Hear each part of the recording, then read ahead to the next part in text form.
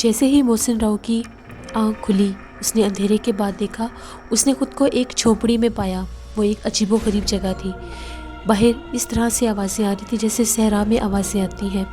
محسن راؤ نے جیسے ہی ہلنے جلنے کی کوشش کی، اس کے جسم میں بہت زیادہ درد ہو رہا تھا، اور سامنے وہ عورت، وہ لڑکی جس نے اس کو قید کیا تھا، بکا، کھڑی ہوئی تھی۔ بکا نے اس کو صحرا میں ایک جھونپڑی میں قید کر دیا تھا۔ یہ وہی جھونپڑی تھی جو تانیہ خواب میں دیکھا کرتی تھی۔ تبھی بکا نے یہ کہا، اب تم عمر بھر یہیں پر قید رہو گے۔ یہ تمہارے لیے یہاں پر پانی رکھا ہوا ہے اور کھانے کے لیے تمہیں ہر چیز دے دی جائے گی۔ دیکھو، یہاں سے بھاگنے کی ہرگز کوشش نہ کرنا، تم چاہ کے بھی یہاں سے فرار نہیں ہو سکتے۔ یہ کہتے ساتھ بکا نے ایک کہکا لگایا اور اس جھونپڑی سے باہر نکل گئی۔ محسن راؤ جب بھاگتا ہوا جھونپڑی کے دروازے پر آیا تو وہ غائب ہو چکی تھی۔ باہر تا حد نظر صحرا پھیلا ہوا تھا، ریت ہی ریت تھی، کہیں کچھ نہیں تھا۔ محسن راؤ کچھ سمجھ نہیں پا رہا تھا کہ آخر یہ کیسی قید تھی۔ اس نے اس کو ہاتھ پاؤں تو اس کے کھول دیے تھے، لیکن اس کو ایک صحرا میں قید کر دیا تھا جہاں بھٹک بھٹک کر وہ مر جائے گا۔ جیسے محسن راؤ نے کوشش کی کہ وہاں سے نکل کر کوئی راستہ اختیار کرے، بھاگنے کی کوشش کرے، تو جھونپڑی پر بیٹھے الو نے اس پر حملہ کرنے کی کوشش کی۔ الو نے حملہ کر کے اس کو زخمی کرنا چاہا تو محسن راؤ بھاگ کر اندر آ گیا۔ وہ سمجھ چکا تھا کہ بکا کا محافظ مجھے یہاں سے نکلنے نہیں دے گا۔ اس کو 3 ٹائم کھانا مل جاتا تھا، وہاں پر رکھے برتنوں میں خود بخود کھانا آ جاتا تھا۔ 7 دن گزر گئے۔ 7 دن کے بعد بکا پھر آئی اور اس نے آ کر جب دیکھا کہ محسن راؤ وہاں پر موجود ہے اور وہ تندرست اور صحت مند ہو چکا ہے، اس نے پھر اس کے پاؤں کے انگوٹھے پکڑے اور اس کے جسم میں سرایت کر گئی۔ اس کے جسم کا سارا خون پی کر اس کو نڈھال کر کر چلی گئی۔ وہ ہر ہفتے یہی عمل کرتی تھی۔ دن بدن محسن راؤ بالکل نڈھال ہونے لگ گیا، یہاں تک کہ وہ چلنے پھرنے سے بھی قاصر ہو گیا۔ بکا نے اس کی حفاظت کے لیے وہاں پر ایک سانپ بھی چھوڑا ہوا تھا۔ وہ سانپ اس جھونپڑی کے دروازے میں بیٹھا رہتا تھا۔ محسن راؤ چاہ کر بھی وہاں سے بھاگ نہیں سکتا تھا، یہاں تک کہ محسن راؤ نے بہت دفعہ کوشش کی کہ وہاں سے فرار ہو جائے، لیکن سانپ اور الو دونوں اس کے تعاقب میں اس کو ڈسنے کے لیے آگے بڑھ جاتے تھے اور تھک ہار کر وہ پھر واپس آ جاتا تھا۔ تمہیں میں نے جھونپڑی میں جانے سے پہلے اس لیے روکا تھا کہ تم اپنے بھائی کی حالت دیکھ کر برداشت نہیں کر سکتی۔ اب میں نے تمہیں تمہارے بھائی کی ساری حقیقت بتا دی ہے۔ تمہارے بھائی کی حالت اس قدر بدتر ہے کہ تم دیکھ کر ڈر جاؤ گی۔ وہاں پر تمہارا بھائی نہیں، صرف ایک ڈھانچہ ہے جس کی عمر بہت کم رہ گئی ہے۔ اگر وہ قید سے آزاد نہ ہوا تو وہ وقت دور نہیں جب وہ مر جائے گا۔ نہیں، ایسا مت کہو۔ تانیہ زاروں قطار رو رہی تھی۔ اپنے بھائی کی اتنی دکھ بھری داستان سن کر بہت روئی وہ۔ کالے چراغ نے اس کو رونے سے منع نہیں کیا۔ وہ جانتا تھا اپنے بھائی کی ایسی حالت سن کر اس کا یہی حال ہونا تھا۔ جب تانیہ جی بھر کے روئی تو تبھی تانیہ نے یہ کہا، کیا تم مجھے میرے بھائی سے نہیں ملواؤ گے؟ تبھی کالے چراغ نے کہا، ہاں کیوں نہیں ملواؤں گا، ابھی چلیں گے۔ تم پہلے دوپہر کا کھانا کھا لو، اس کے بعد ہم لوگ چلیں گے۔ تبھی تانیہ نے کھانا کھایا اور جلدی سے تیار ہو گئی۔ کالے چراغ نے یہ کہا، اپنا سامان اٹھا لو، اب ہم یہاں پر واپس نہیں آئیں گے۔ تم ہی ایک واحد لڑکی ہو جو اپنے بھائی کو بکا کی قید سے آزاد کر سکتی ہو، اور دنیا میں کوئی بھی یہ کام نہیں کر سکتا۔ بکا نے آخر میرے بھائی کو کیوں قید کیا؟ تمہیں ساری حقیقت بتا چکا ہوں۔ اس نے راج مداری کی مدد جو اس نے دیوا کالی سے مانگی تھی، اس کی مدد میں دیوا کالی نے ہی بکا کو یہ سزا دینے پر تمہارے بھائی کے لیے بھیجا تھا، اور بکا تمہارے بھائی سے محبت کرتی تھی اور میں بکا پر دیوانگی کی حد تک مرتا ہوں۔ میں ایسا کوئی قدم نہیں اٹھانا چاہتا جس سے وہ میرے خلاف ہو۔ اگر میں تمہارے بھائی کو مار دیتا تو بکا میرے خلاف ہو جاتی، اور میں یہ نہیں چاہتا۔ تمہیں اور تمہارے بھائی کو یہاں پر سے جب میں بھیج دوں گا تو بکا اپنے آپ میری ہو جائے گی۔ تبھی کالے چراغ کے ساتھ تانیہ اس محل سے باہر نکلی۔ جیسے ہی تانیہ محل سے باہر نکلی، وہاں پر بہت زیادہ دروازے تھے لیکن کوئی بھی نظر نہیں آ رہا تھا۔ تانیہ اس محل سے باہر نکلی، جیسے ہی تانیہ نے پیچھے پلٹ کر دیکھا، محل غائب ہو چکا تھا۔ آگے ایک سرسبز باغ تھا جس میں بہت خوبصورت فوارہ تھا۔ جب اس فوارے کے قریب گزری، جیسے پیچھے پلٹ کر دیکھا، باغ بھی غائب ہو چکا تھا۔ آگے اس کھنڈر کی سیڑھیاں تھیں۔ اس کھنڈر کی سیڑھیوں پر چڑھ کر ایک دم تانیہ دہل گئی۔ جیسے ہی سیڑھیاں ختم ہوئی، تانیہ نے پیچھے پلٹ کر دیکھا تو سیڑھیاں بھی غائب ہو چکی تھی۔ وہاں پر ایک ڈھلوان تھی، ایک گہری کھائی جس میں پانی تھا۔ آخر وہ سب کہاں غائب ہو گیا؟ کالا چراغ آگے چلتا ہوا جا رہا تھا۔ تانیہ سمجھ گئی کہ وہ غیر انسانی مخلوقات کے درمیان ہے، ان کی گرفت میں ہے، اور ان سے ایسے شبدے بازیاں ہی انسان توقع کر سکتا ہے۔ سوال پوچھنا بیکار تھا۔ سامنے دیکھا تو چلتے چلتے وہ صحرا میں پہنچ گئے۔ سامنے ریت کا ایک ٹیلہ تھا۔ کالا چراغ بہت تیزی سے چلتا ہوا جا رہا تھا۔ تانیہ کو چلنے میں تھوڑی دقت ہو رہی تھی، لیکن ایسا لگ رہا تھا وہ ہوا کے گھوڑوں پر سوار ہے۔ پھر تانیہ نے بھی تیزی سے چلنا شروع کر دیا۔ تھوڑی دیر کے بعد کالا چراغ اس ریت کے ٹیلے کے پیچھے چلا گیا۔ تانیہ سہم گئی، آخر یہ کہاں گیا؟ تانیہ نے ریت کے ٹیلے کے پیچھے جا کر دیکھا تو کالا چراغ غائب ہو چکا تھا۔ آخر یہ کہاں گیا؟ مجھے صحرا میں چھوڑ کر کہاں چلا گیا؟ تبھی تانیہ نے دیکھا کالا چراغ اس ریت کے ٹیلے میں سے یوں باہر نکل رہا تھا جیسے دیوار میں سے پانی باہر نکلتا ہے۔ اس نے تانیہ کو یہ کہا، آؤ اس ٹیلے کے اندر آؤ۔ تانیہ نے کہا، نہیں، میرا ریت میں دم گھٹ جائے گا۔ اس نے کہا، جو میں کہہ رہا ہوں وہ کرو۔ تانیہ کا ہاتھ پکڑ کر اس نے جیسے ہی تانیہ کو ریت کے ٹیلے میں کھینچا، تانیہ کو ایسے لگا کہ وہ ریت میں دھستی ہوئی جا رہی ہے۔ پھر ایک دم سے اس کی آنکھوں کے آگے اندھیرا ہو گیا۔ تبھی اس کو وہ جھونپڑی دکھائی دینے لگی، وہی جھونپڑی، اس کے خواب والی جھونپڑی جہاں پر اس کا بھائی قید تھا۔ تبھی کالے چراغ نے تانیہ سے یہ پوچھا، کیا تمہارا دم گھٹ رہا ہے؟ تانیہ نے کہا، نہیں، مجھے تو جھونپڑی نظر آ رہی ہے۔ تبھی پلک جھپکتے وہ اپنے بھائی کے سامنے اس جھونپڑی کے سامنے تھی جہاں اس کا بھائی تھا۔ اندر سے آواز آ رہی تھی۔ تبھی کالے چراغ نے یہ کہا، جاؤ اپنے بھائی سے مل لو۔ تانیہ نے یہ کہا، آپ اندر نہیں آئیں گے؟ کالے چراغ نے یہ کہا، نہیں، میں نہیں آؤں گا، میں تمہاری حفاظت کے لیے یہیں پر ہوں۔ تبھی تانیہ ڈرتی ڈرتی جب اندر گئی تو جھونپڑی میں اس نے دیکھا کوئی شخص جھونپڑی کے ایک کونے میں کالی چادر لیے بیٹھا ہے۔ پہلے تانیہ نے یہ سوچا کہ چادر ہٹائے، پھر اس نے کہا، محسن بھائی، میرے بھائی، میں آ گئی ہوں۔ تبھی ایک دم سے چادر میں ہلچل سی ہوئی اور اندر سے ایک مریل سی آواز آئی، میری بہن ترکش، تم آ گئی ہو؟ ہاں، میں آ گئی ہوں۔ تبھی اس نے اپنا ہاتھ نکال کر اس کو بیٹھنے کا اشارہ کیا۔ ایسے لگ رہا تھا جیسے کسی ڈھانچے کا ہاتھ ہے۔ وہ اپنے بھائی کا ہاتھ دیکھ کر ڈر گئی۔ بڑی مشکل کے ساتھ اس نے خود کو سہارا دیا اور بیٹھنے کی کوشش کی۔ اب اس نے چادر اس طرح سے لی کہ اس کا چہرہ اس میں چھپ گیا، صرف آنکھیں نظر آ رہی تھیں۔ تانیہ، تم آ گئی؟ امی اور بابا کیسے ہیں؟ وہ بالکل ٹھیک ہیں بھائی، آپ کو بہت یاد کرتے ہیں۔ تانیہ نہیں چاہتی تھی کہ اپنے بھائی کو یہ بات بتائے کہ وہ اس دنیا میں نہیں رہے، کیونکہ اس کی حالت نہیں تھی کوئی صدمہ سہنے کی۔ وہ آپ کو بہت یاد کرتے ہیں۔ تبھی محسن راؤ میں جان پڑی۔ اس نے یہ کہا، میں بھی انہیں بہت یاد کرتا ہوں۔ اور اس منحوس احمد راؤ کا کیا حال ہے؟ تانیہ نے یہ کہا، اس کا نام مت لیں، وہ اپنے انجام کو ضرور پہنچے گا، ہم دونوں اس کو انجام پر پہنچائیں گے۔ بھائی، میں آپ کو لینے آئی ہوں، میں آپ کو لے کر جاؤں گی، آپ ٹھیک ہو جائیں گے۔ تبھی تانیہ نے بڑے محبت بھرے لہجے میں کہا، بھائی، آپ نے اپنا چہرہ کیوں چھپایا ہے؟ اپنی بہن کو اپنا چہرہ نہیں دکھائیں گے؟ محسن راؤ نے کہا، نہیں، تو میرا چہرہ دیکھ کر ڈر جاؤ گی۔ کیوں ڈروں گی میں بھائی؟ آپ میرے بھائی ہیں، میں نہیں ڈروں گی۔ تبھی ایک دم سے محسن راؤ نے کہا، نہیں، کوئی بھی لڑکی میرا چہرہ برداشت نہیں کر سکتی۔ ایک وقت تھا جب لڑکی میرا چہرہ دیکھ کر مجھ پر مر مٹتی تھی، اور اگر آج کوئی لڑکی میرا چہرہ دیکھے گی تو خوف سے مر جائے گی۔ بھائی، ایسی بات مت کریں، مجھے آپ کا چہرہ دیکھنا ہے، ہٹائیے اپنا چہرہ، دکھائیے مجھے۔ محسن راؤ نے کہا، اچھا، میں ہٹاتا ہوں۔ جیسے ہی اس نے اپنے چہرے سے چادر ہٹائی، تانیہ چیخنے لگ گئی، وہ ڈر گئی۔ تبھی اس نے اپنے چہرے کے اوپر چادر کر دی۔ دیکھا، میں نے کہا تھا نا تم ڈر جاؤ گی۔ بھائی، آپ کے چہرے کا یہ حال کیسے ہوا؟ اس کا آدھا چہرہ ایک سائڈ سے بالکل ٹھیک تھا اور آدھا چہرہ ایسے تھا جیسے کسی لکڑی کو دیمک کھا جاتی ہے، چھوٹے بڑے سوراخ تھے، بہت بری حالت تھی۔ ایسا لگتا تھا ہاتھ لگائیں گے تو وہ پورا حصہ نیچے گر جائے گا۔ اس کا چہرہ ایک طرف سے گل سڑ گیا تھا۔ مجھے بقا پر بہت غصہ آ رہا ہے، اللہ کرے اس سے موت آ جائے، وہ میرے سامنے آئے اور میں اس کا قتل کر دوں۔ تبھی کالا چراغ بولا، نہیں، نہ میں اس کو قتل ہونے دوں گا، نہ اسے کوئی قتل کر سکتا ہے۔ جیسے تانیہ نے پیچھے پلٹ کر دیکھا، کالا چراغ اس کے پیچھے تھا۔ میں اس سے بہت محبت کرتا ہوں۔ ایسی عورت سے محبت کرتے ہو جس نے میرے بھائی کا یہ حال کر دیا؟ ہاں، میں جانتا ہوں اس نے غلط کیا، لیکن میں مجبور ہوں، میں اپنے دل کے ہاتھوں مجبور ہوں۔ جو بھی ہے، جتنی جلدی ہو سکتا ہے مجھے اور میرے بھائی کو یہاں سے نکال دیں، آپ کی بہت مہربانی ہوگی۔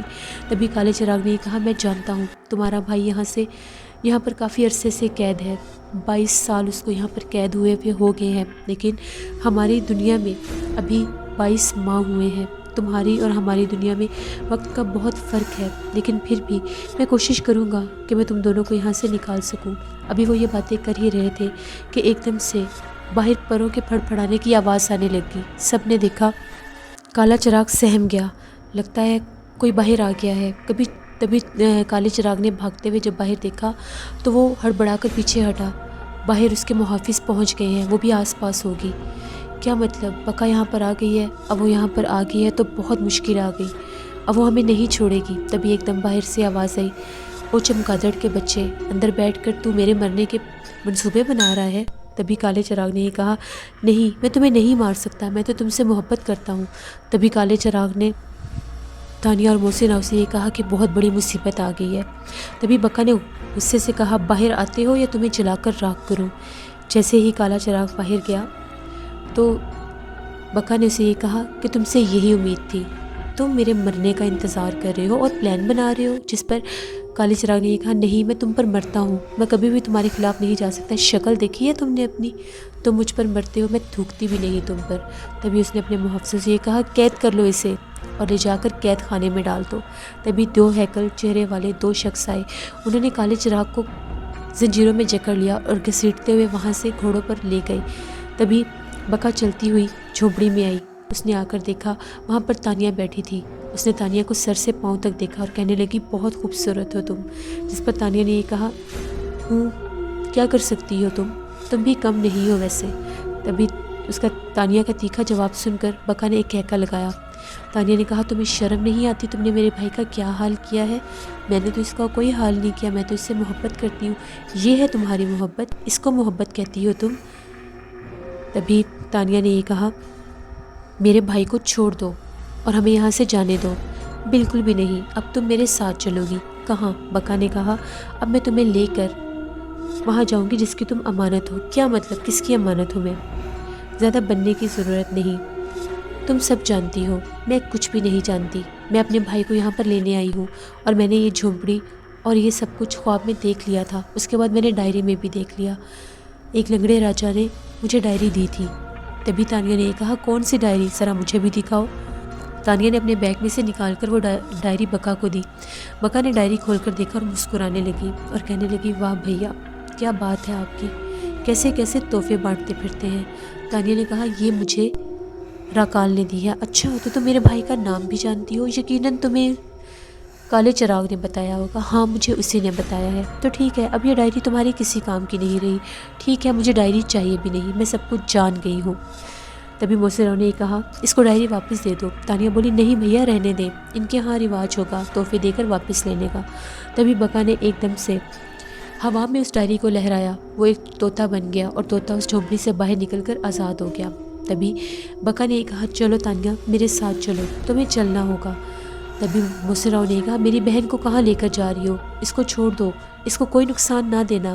تبھی بکا نے محسن راؤ کو یہ کہا، نہیں، تمہاری بہن کو کوئی نقصان نہیں ہوگا، راکال اس کا انتظار کر رہا ہے۔ تبھی وہ تانیہ کو لیے باہر آئی اور وہاں پر اپنے گھوڑے پر سوار ہو کر تانیہ کو لے گئی۔ تانیہ کو بہت دور ایک عجیب و غریب عمارت کے پاس لے آئی۔ وہ ایک سنہری کھنڈر تھا جس کے بہت زیادہ راہداریاں تھیں۔ ان راہداریوں سے ہوتے ہوئے وہ پورا قافلہ ایک بڑے دروازے کے آگے کھڑا ہو گیا۔ وہ دروازہ بہت بڑا تھا۔ تبھی عجیب و غریب چہروں والے پہرے داروں نے آواز لگائی، بکا کی سواری آئی ہے، دروازہ کھولو۔ تبھی پاس موجود کمروں میں سے 6 آدمی نکلے۔ ان 12 آدمیوں نے مل کر وہ بڑا دروازہ کھولا۔ جیسے ہی سواری اندر گئی، وہاں پر عجیب و غریب شکلوں کی عورتیں تھیں جو جھک جھک کر بکا کو سلام کر رہی تھیں۔ تبھی بکا نے پوچھا، راکال کہاں ہے؟ سب نے اشارہ کر کے کہا، سامنے والے کمرے میں۔ سامنے ایک اور دروازہ آیا۔ بکا تانیہ کو لیے اس دروازے میں اندر آئی تو سامنے ایک بہت بڑا الو تھا۔ وہ الو ایک ٹانگ پر کھڑا ہوا تھا، اس کی ایک آنکھ کھلی تھی اور ایک آنکھ بند تھی۔ تبھی تانیہ اس کے پاس آئی اور تانیہ نے یہ کہا، میرے بھائی راکال، میں تمہاری امانت لے آئی ہوں۔ تبھی الو نے بہت زور سے اپنے پر پھڑپھڑائے، اوپر اتنی زور سے پھڑپھڑائے کہ ایک تیز ہوا چلنے لگی، ایسے لگ رہا تھا کوئی جہاز ہے، اس جہاز کی آواز آئی ہو جیسے۔ تبھی وہاں پر ایک سنگی چبوترے کے پیچھے سے کچھ عورتیں نکلیں۔ وہ 6 عورتیں تھیں، گول چہرے والی، سفید رنگوں والی، چھوٹے چھوٹے قدوں والی، سب کے ایک جیسے کپڑے تھے۔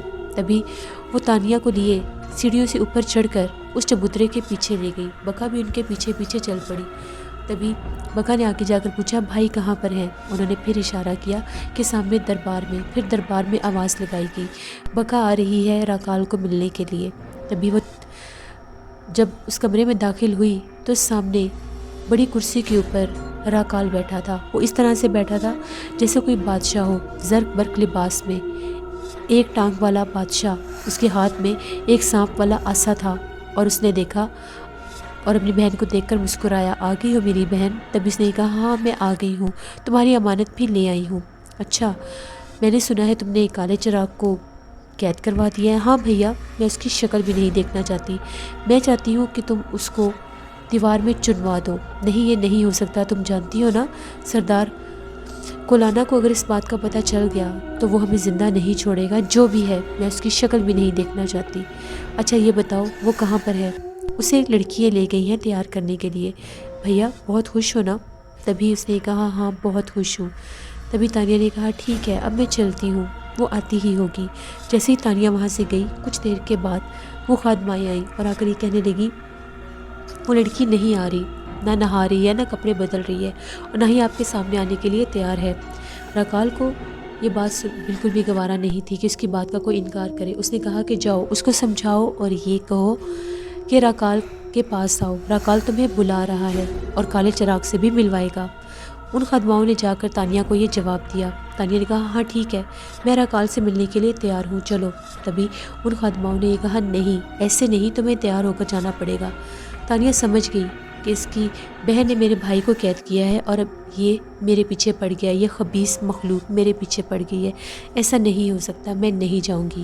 ابھی وہ خادمائیں وہیں پر کھڑی تھیں، ایک دم کمرے کا دروازہ کھلا، سامنے راکال موجود تھا۔ تانیہ نے راکال کو دیکھا تو کھڑی ہو گئی اور کہا بہت شکریہ آپ کا، آپ نے میری بہت مدد کی ہے۔ راکال نے یہ کہا آپ نہیں، تو، ہمارے یہاں تو کہہ کے بلاتے ہیں۔ تانیہ نے کہا اچھا ٹھیک ہے، تم نے میری بہت مدد کی ہے، بتاؤ کیا چاہتے ہو مجھ سے؟ تم نے میری بات کیوں نہیں مانی؟ جب تمہیں خادمہ نے آ کر یہ کہا کہ نہا دھو کر تیار ہو جاؤ تو تم نے کیوں انکار کیا؟ تمہیں میرے ساتھ آنا ہوگا۔ تانیہ نے یہ کہا میں تمہاری کوئی بات نہیں مانوں گی، میری بات سنو، اپنی بہن سے کہو میرے بھائی کو آزاد کر دے۔ میری بہن تمہارے بھائی سے محبت کرتی ہے، یہ کیسی محبت ہے؟ اس نے میرے بھائی کی زندگی برباد کر دیا، اس کو تباہ کر دیا ہے۔ نہیں، تمہارے بھائی کو تباہ نہیں کیا، دیکھو میری بہن تمہارے بھائی سے بہت محبت کرتی ہے اور میں تم سے۔ تانیہ نے جیسے یہ بات سنی، تانیہ نے کہا میں تھوکتی ہوں تم پر، سچ کہا تھا کالے چراغ نے، تم ایک خبیث مخلوق ہو، میں تو تمہیں بہت اچھا سمجھتی تھی، میں نہیں سمجھتی تھی کہ مجھے ڈائری دینا، اس کمرے میں بلانا تمہاری ایک سازش تھی۔ مر جاؤں گی تمہاری شکل بھی نہیں دیکھوں گی، تمہیں اور تمہاری بہن کو میں کیفے کردار تک پہنچا کر رہوں گی، مجھے کوئی عام لڑکی مت سمجھنا۔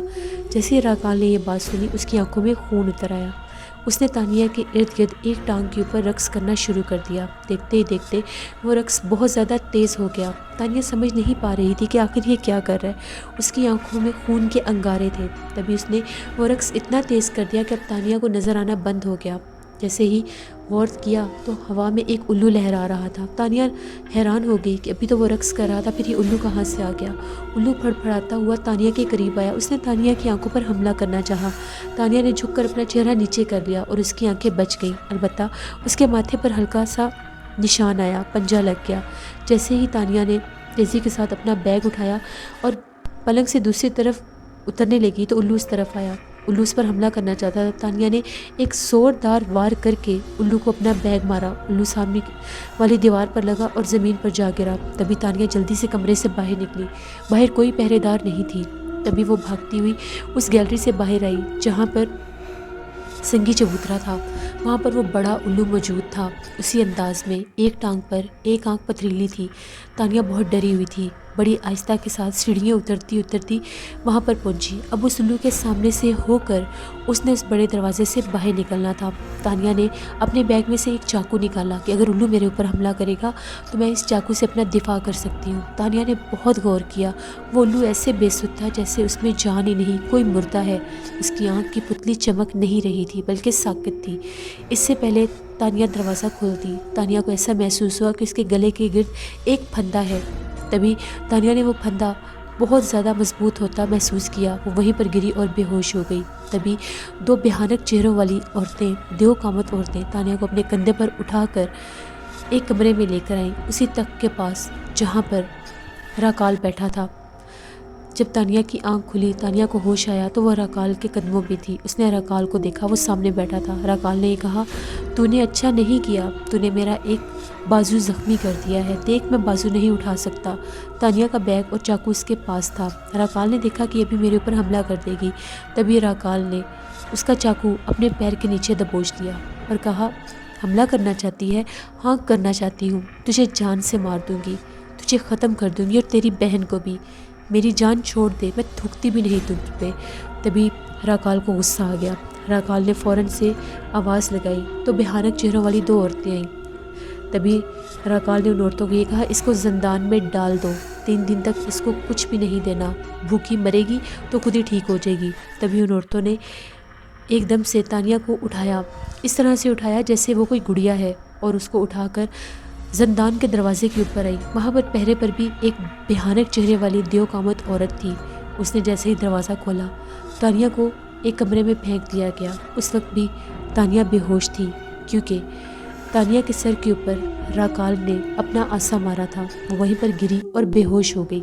تانیہ کو جب ہوش آیا تو تانیہ نے خود کو ایک چھوٹے سے کمرے میں پایا۔ وہاں پر ایک دروازہ تھا، کوئی کھڑکی موجود نہیں تھی، ایک چٹائی تھی اور ایک جگہ پر سراہی رکھی ہوئی تھی جس میں پانی تھا۔ دور چھت کے اوپر ایک روشن دان تھا۔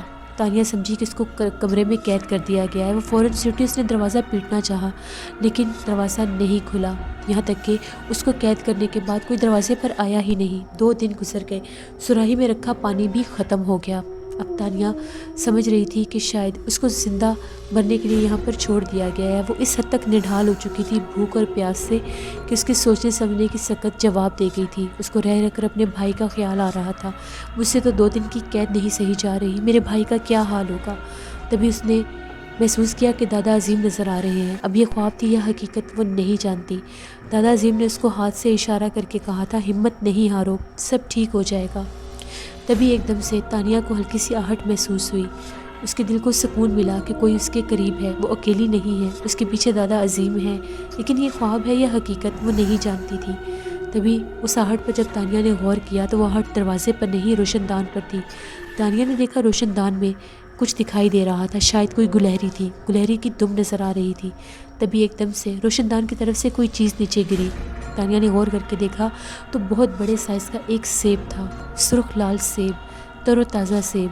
پھر تانیہ نے اوپر دیکھا تو گلہری تانیہ کو دیکھ کر غائب ہو گئی۔ تانیہ نے سیب اٹھایا اور سیب کو کھانے لگی۔ اس سیب میں اتنی توانائی تھی کہ تانیہ کا پیٹ بھر گیا۔ تانیہ میں سوچنے کی طاقت واپس آ گئی اور زندگی کی لہر دوڑ اٹھی۔ تانیہ نے اس کو ایک معجزہ سمجھا۔ وہ جان چکی تھی کہ وہ اکیلی نہیں ہے۔ اس میں پھر سے ہمت آ گئی کہ اس قید سے کیسے باہر نکلے۔ تبھی ایک دم دروازے پر آہٹ ہوئی، دروازہ کھلا، سامنے راکال تھا۔ راکال نے جب دیکھا کہ تانیہ تو تر و تازہ بیٹھی ہوئی ہے، یہ تو بھوک کے مارے بالکل بھی نڈھال نہیں ہوئی، وہ حیران ہو گیا اور کہنے لگا، یہ کیسے ممکن ہے؟ تجھے تو 3 دن تک تو کچھ بھی کھانے اور پینے کے لیے نہیں دیا گیا، تو بالکل ٹھیک ہے، جیسے کھاتی پیتی رہی ہے۔ تبھی تانیہ نے یہ کہا، میں کوئی معمولی لڑکی نہیں ہوں۔ جس پر راکال نے یہ کہا، ہاں وہ تو میں جان چکا ہوں، تو کوئی معمولی لڑکی نہیں ہے، اگر معمولی لڑکی ہوتی تو یہاں نہ ہوتی، چل بتا میری بات مانے گی؟ جس پر تانیہ نے یہ کہا، کبھی نہیں، مر جاؤں گی تمہاری بات نہیں مانوں گی۔ تبھی راکال نے یہ کہا، چلو ٹھیک ہے، پھر مرنے کے لیے تیار ہو جاؤ۔ راکال نے بھی ہاتھ اٹھایا ہی تھا کہ ایک دم سے پیچھے اس کی خادمہ آئی اور کہنے لگی، راکال۔ راکال کو غصہ آ گیا کہ میری بات کو کس نے ڈالا ہے۔ تبھی اس نے یہ کہا، سردار کولانا کا کارندہ آیا ہے۔ جیسے ہی راکال نے یہ بات سنی اس کی سیٹی گم ہو گئی۔ سردار کولانا کا کارندہ یہاں پر کیوں آیا ہے؟ چلو ٹھیک ہے، میں آتا ہوں۔ تب اس نے تانیہ سے یہ کہا، تجھے تو میں آ کر دیکھوں گا۔ یہ کہہ کر وہ باہر چلا گیا۔ جیسے ہی وہاں پر پہنچا تو گھوڑے کے اوپر سردار کولانا کا کارندہ تھا، جو بہت زیادہ ڈراؤنے چہرے والا تھا۔ تبھی اس نے یہ کہا، تجھے سردار کولانا نے کہا ہے کہ تو نے بہت بڑی غلطی کی ہے کالے چراغ کو قید کر کر۔ وہ سردار کولانا کا ایک خاص کارندہ تھا۔ کون کالا چراغ؟ تبھی راکال نے عجیب و غریب چال چلی، اپنی طرف سے انجان بنا۔ تبھی سردار کولانا کے کارندے نے کہا، اچھا اپنی بہن کا پتہ ہے تجھے کہ وہ کہاں ہے؟ کیا مطلب؟ میری بہن تو یہیں پر ہے۔ تیری بہن یہاں پر نہیں ہے، سردار کولانا کی قید میں ہے، اس کو سردار کولانا نے قید کر دیا ہے۔ اگر تو کالے چراغ کو صبح تک آزاد نہیں کرے گا، سرحد تک نہیں پہنچائے گا، تو تیری اس کھنڈر کی اینٹ سے اینٹ بجا دی جائے گی اور تیری بہن کی اور تیری زندگی ختم کر دی جائے گی۔ تبھی راکال نے یہ کہا، نہیں، ایسا نہیں ہو سکتا، میری بہن اس کی قید میں نہیں ہے۔ اس کے دل میں یہ خیال آیا، لگتا ہے وہ صحرا میں موسی راؤ سے ملنے گئی تھی، جہاں پر سردار کولانا نے اس کو قید کر لیا۔ تبھی راکال نے یہ کہا، کالا چراغ میرے پاس نہیں ہے، تو ٹھیک ہے، پھر اپنی بہن کو بھی ڈھونڈتے رہو، وہ بھی ہمارے پاس نہیں ہے، کالا چراغ دو گے تو تمہاری بہن ملے گی۔ تبھی راکال نے کہا میں کیسے مان لوں کہ میری بہن قید ہے، اس کی کوئی نشانی لائے ہو؟ تبھی اس کرندے نے کہا ہاں لایا ہوں۔ تبھی اس نے راکال کی طرف ایک چیز اچھالی، راکال نے دیکھا تو وہ اس کی بہن بکا کی انگوٹھی تھی۔ یہ وہ انگوٹھی تھی جو جنات کی دنیا میں ہر بھائی اپنی بہن کے جوان ہونے پر اس کو پیش کرتا تھا۔ اس انگوٹھی کی یہ نشانی ہوتی تھی کہ اس لڑکی کی بھی شادی ہونی ہے، جب اس کی شادی ہوتی تھی تو وہ انگوٹھی اتاری جاتی تھی۔ اب راکال سمجھ گیا کہ یہ وہی انگوٹھی ہے، اس میں نگینے کی جگہ پر الو کی آنکھ لگی ہوئی تھی۔ تبھی راکال نے کہا ٹھیک ہے، میں کل سرحد پر کالے چراغ کو پہنچا دوں گا۔ اچھا اب تجھے یاد آ گیا کہ کالا چراغ کون ہے؟ ابھی تو کہہ رہا تھا کہ تو کالے چراغ کو جانتا ہی نہیں ہے۔ مکار آدمی اگر کوئی سازش کی تو زندہ نہیں بچے گا۔ تبھی راکال نے کہا اچھا ٹھیک ہے، میں کوئی سازش نہیں کروں گا۔ تبھی وہاں سے سردار کولانا کا کرندہ چلا گیا۔ ایک دم سے راکال کو اپنی ہتک محسوس ہوئی کہ اس کی بے عزتی ہو گئی ہے، اس کی بہن قید ہو گئی ہے، آخر یہ کیسے ممکن ہے؟ تبھی وہ تیزی سے چلتا ہوا زندان کے دروازے پر آیا۔ تانیہ اس کو دیکھ کر حیران ہو گئی کہ اپنی اتنی تذلیل کروانے کے بعد یہ ڈھیٹ انسان پھر آ گیا ہے، بڑی ڈھیٹ مخلوق ہے یہ۔ تبھی اس نے تانیہ سے یہ کہا بہت بری خبر لایا ہوں۔ تانیہ ڈر گئی، اس کے بھائی کو تو نہیں کچھ ہو گیا؟ تبھی اس نے یہ کہا میرا بھائی تو ٹھیک ہے نا؟ ہاں تمہارے بھائی کو کیا ہونا ہے، وہ ٹھیک ہے، میری بہن قید ہو گئی ہے۔ کیا مطلب قید ہو گئی ہے؟ تانیہ کے دل میں لڈو پھوٹنے لگے، کاش مر ہی جاتی۔ تبھی راکال نے کہا میری بہن قید ہو چکی ہے، اس کو سردار کولانا نے قید کر لیا ہے اور کالے چراغ کو اس کے بدلے میں مانگا ہے۔ کالا چراغ اس کا ایک اہم کرندہ ہے، اگر ہم نے اس کو نہ چھوڑا تو میری بہن کو مار دے گا۔ دیکھو تمہیں میری مدد کرنی ہوگی۔ کیسی مدد؟ اگر تم میری مدد کرو گی تو میں بھی تمہارے بھائی کو چھڑوا سکتا ہوں۔ بتاؤ کیسی مدد؟ تمہیں سردار کولانا کے علاقے سے گزر کر میرے ایک دوست تک پیغام پہنچانا ہوگا، مجھے مدد چاہیے۔ ٹھیک ہے میں تیار ہوں۔ تبھی راکال نے کہا ٹھیک ہے میرے پیچھے پیچھے آؤ۔ تانیہ نے اپنا بیگ لیا اور خدا کا شکر ادا کیا اس قید سے تو باہر نکلی ہے، راستے میں کوئی بندوبست کر لے گی یہاں سے نجات حاصل کرنے کی۔ تبھی راکال نے وہاں پر جا کر اپنے پہرے داروں سے کہا جلدی سے سواری تیار کرو، میں آ رہا ہوں۔ اس نے تانیہ سے اس دوران کوئی بات نہیں کی۔ جیسے وہاں سے باہر نکلے وہاں پر گھوڑے اور اونٹنی تیار تھی۔ تبھی وہ قافلہ تیار ہوا۔ تانیہ بڑی حیران ہوئی، ابھی تو یہ کہہ رہا تھا کہ پیغام لے کر جانا ہے، اب یہ میرے ساتھ آ رہا ہے۔ تبھی تانیہ کو لے کر اپنے کچھ پرندوں کے ساتھ اس نے قافلے کا سفر شروع کیا۔ وہ سفر خاصا دور تھا۔ کافی دور سفر کرنے کے بعد عجیب و غریب پتھریلا علاقہ شروع ہو گیا، وہ ایک پہاڑی حصہ تھا۔ تانیہ نے یہ کہا کہ آخر یہ کون سی جگہ ہے؟ تبھی راکال نے کہا ابھی سمجھ آ جائے گی، پریشان ہونے کی ضرورت نہیں۔ راکال وہاں سے اپنے گھوڑے سے اترا اور ایک پتھر کے اوپر جا کر کھڑا ہو گیا۔ اس پتھر کے آگے ایک کالا کنواں تھا۔ اس جگہ کو چائے وفات کہتے تھے۔ وہاں پر ایسے لوگوں کو پھینکا جاتا تھا جو کبھی بھی دوبارہ زندہ نہیں رہ سکتے تھے، اس کنویں میں گرنے کے بعد موت یقینی ہوتی تھی۔ تبھی راکال نے اپنے کارندوں سے یہ کہا اٹھاؤ اس لڑکی کو اور پھینک دو اس چائے وفات کے اندر۔ تانیہ نے کہا یہ کیا بکواس ہے، تم مجھے دھوکہ دے رہے تھے۔ دھوکہ نہیں، سزا۔ میرے آگے انکار کرنے کا مطلب شاید تم جانتی نہیں تھی، اب مرو اس میں جا کر۔ تبھی ان لوگوں نے تانیہ کو اٹھایا اور کنویں کے اندر پھینک دیا۔ ابھی کنویں کے اندر پھینکا ہی تھا کہ ایک دم راکال نے کہکے لگانے شروع کر دیے۔ آہستہ آہستہ اس کے کہکے سرد ہونے لگ گئے، فضا میں گرگراہٹ شروع ہو گئی۔ جیسے راکال نے پیچھے پلٹ کر دیکھا تو خون خوار بھیڑیوں نے اس کے سارے پہرے داروں کو جو اس کے ساتھ آئے تھے ان کو مار دیا۔ اس کے جتنے بھی مسلح آدمی تھے وہ مارے جا چکے تھے، ان کے گھوڑے، ان کے اونٹ بھی ان بھیڑیوں نے چاک کر دیے۔ تبھی ایک دم سے ان بھیڑیوں نے راکال کے اوپر حملہ کیا اور اس کو زخمی کر کر گھسیٹتے ہوئے بہت دور لے آئے۔ اس کا پورا جسم بری طرح سے زخمی ہو رہا تھا، یہاں تک کہ وہ درد کے مارے، تکلیف کے مارے بے ہوش ہو گیا۔ وہ بھیڑیے اس کو گھسیٹتے ہوئے اسی جھونپڑی کے باہر لے کر آئے جہاں پر محسن راؤ قید تھا۔ جب انہوں نے راکال کو وہاں پر پھینکا تو الو نے آ کر بھیڑیے کے اوپر حملہ کرنا چاہا۔ جیسے الو نے آ کر بھیڑیے کے اوپر حملہ کیا، بھیڑیے نے اپنا پنجہ مار کر الو کو وہیں پر چیر پھاڑ کر پھینک دیا۔ تبھی جھونپڑی پر بیٹھا سانپ آگے بڑھا اور اس نے بھی بھیڑیوں پر حملہ کرنا چاہا تو پیچھے سے ایک بھیڑیے نے اس کی دم پر اپنا پنجہ رکھ کر اس کو دبوچ لیا۔ محسن راؤ کو کچھ پتہ نہیں تھا باہر کیا ہو رہا ہے۔ چیخو پکار سننے پر جب محسن راؤ باہر آیا تو دونوں محافظ الو اور سانپ باہر مرے پڑے تھے، چیر پھاڑ کر کے کوئی ان کے چلا گیا تھا اور وہاں پر ایک آدمی پڑا ہوا تھا۔ محسن راؤ نہیں جانتا تھا یہ آدمی کون ہے۔ تبھی وہ اس کے قریب آیا، بڑی مشکل کے ساتھ جیسے کیسے کر کے اس کو ہلانا جلانا چاہا۔ وہ بے ہوش تھا، اس کے پورے جسم سے خون نکل رہا تھا، وہ بری طرح زخمی تھا۔ محسن راؤ اپنی جھونپڑی میں واپس گیا اور سراہی میں سے پانی لے کر آیا، اس کے چہرے کے اوپر چھینٹے مارنے لگ گیا۔ کافی دیر کے بعد راکال کو ہوش آیا، اس نے دیکھا تو سامنے ایک آدمی تھا۔ محسن راؤ نے پوچھا کہ تم کون ہو، تمہارا یہ حال کس نے کیا ہے؟ تبھی راکال نے یہ پوچھا تو کون ہے؟ میں قیدی ہوں۔ کس کا قیدی؟ بقا کا قیدی۔ اچھا تو تم محسن راؤ ہے، تو مجھے جانتے ہو؟ ہاں جانتا ہوں۔ تم کون ہو؟ میں راکال ہوں۔ اچھا تم بقا کے بھائی ہو، تمہارا یہ حال کس نے کیا؟ بس میرا بھی یہ حال کسی نے کر دیا۔ چلو اٹھو، جھونپڑی میں آؤ، میرے میں اتنی ہمت نہیں ہے تمہیں اٹھا کر اندر لے جا سکوں۔ جیسے کیسے کر کے وہ گھسیٹ کر راکال کو جھونپڑی میں لے کر آیا۔ وہ بہت بری حالت میں تھا۔ تبھی راکال کو اس بات کا احساس ہوا کہ انسان پھر بھی اچھے ہوتے ہیں، اگر یہاں پر ہماری مخلوق ہوتی تو پاس سے گزر جاتی اور اس کا حال بھی نہ پوچھتی۔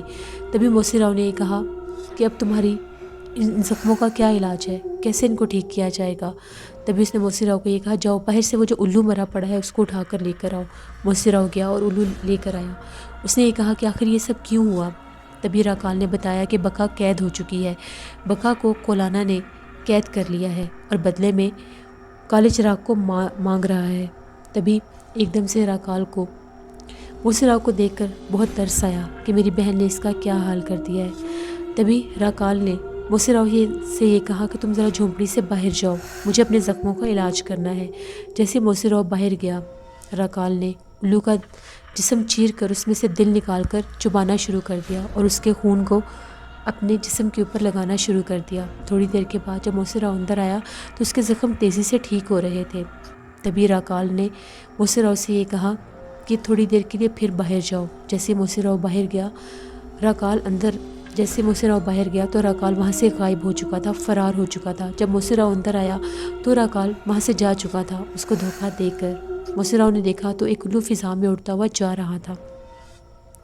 راکال جب واپس سنہری کھنڈر پہنچا تو وہاں کا نقشہ بدلا ہوا تھا۔ سردار کولانا نے اس کے پورے مندر کو، اس کے پورے کھنڈر کو تہس نہس کر دیا تھا۔ وہاں کے نقشے بدل گئے تھے، ہر طرف سردار کولانا کے کارندے موجود تھے۔ جیسے انہوں نے راکال کو دیکھا، راکال کو دبوچ لیا اور اسی طرح سے زنجیروں میں قید کر کے جیسے کالے چراغ کو بقا گھسیٹ کر لے کر گئی تھی، راکال کو گھسیٹ کر سردار کولانا کے سامنے پیش کیا گیا۔ تبھی سردار کولانا نے یہ کہا آ فریبی، دھوکہ دے کر اب سامنے آ گیا ہے، تو نے کیوں میرے کارندے کو قید کیا؟ تبھی راکال نے چالاکی سے پھر کام لیا اور کہنے لگا غلطی ہو گئی، نہیں جانتا تھا، بہت بڑی غلطی ہو گئی۔ تبھی سردار کولانا نے یہ کہا اب بہت دیر کر دی تو نے، اب تیرا جو حال ہوگا تو سوچ بھی نہیں سکتا۔ میری بہن کہاں ہے؟ تجھے تیری بہن سے اب دستبردار ہونا پڑے گا۔ کیا مطلب؟ تو میری بہن سے شادی کرے گا؟ ارے بیوقوف، میں نہیں، کالا چراغ شادی کرے گا۔ نہیں، بقا کبھی نہیں مانے گی، اسے ماننا ہی پڑے گا۔ اس نے اگلی ایپیسوڈ میں آپ لوگ دیکھیں گے کیا تانیہ اس اندھے کنویں میں گرنے کے بعد زندہ بچ جائے گی؟ کیا محسن راؤ کو تانیہ وہاں سے نکالنے میں کامیاب ہو جائے گی؟ کیا کالا چراغ ابھی بھی تانیہ کی اور محسن راؤ کی مدد کرے گا؟ یہ سب کچھ جاننے کے لیے آپ لوگوں کو ہوش ربا ناول کی نیکسٹ ایپیسوڈ وزٹ کرنی پڑے گی، جو میں کل آن ایئر کروں گی۔ اپنا بہت سا خیال رکھیے گا، اپنی فیڈ بیک مجھے ضرور دیتے رہا کریں کہ آپ لوگوں کو یہ ناول کیسا لگ رہا ہے۔ کل آپ لوگوں کے ساتھ پھر ملاقات ہوگی۔ Thank you for watching, stay blessed, اللہ نگہبان۔